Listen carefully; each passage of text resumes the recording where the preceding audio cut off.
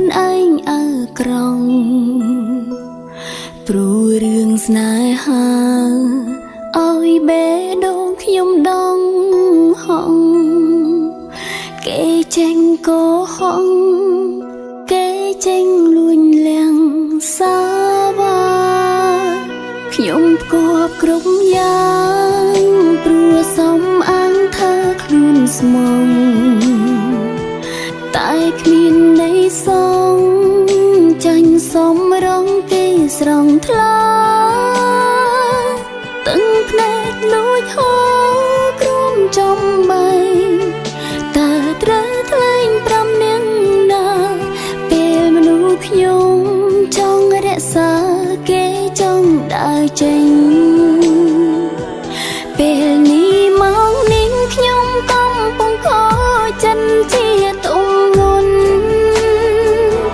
គេថាលែងធន់ពេលដើរក្បែរខ្ញុំ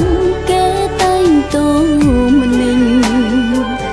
ព្រោះខ្ញុំមិនស្អាតចាញ់នាងថ្មីគេទៅស្រឡាញ់ឃើញខ្ញុំតូម្នេញគេសុំខ្ញុំវិញថាឲ្យគេទៅ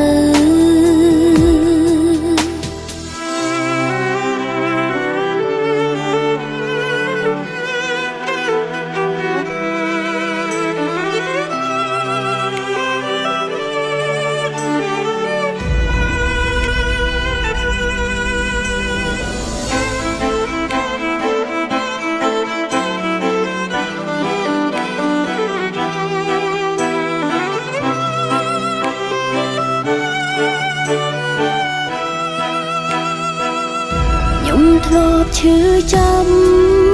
តែប្រាប់ពេលនេះកាន់ចិនកែប្រែជីវិតជាមនុស្សថ្មីគួរស្រឡាញ់ថែរៀងសាខ្លួនស្អាតស្រងស្រាយលែងខ្វល់ខ្វាយតួបងចា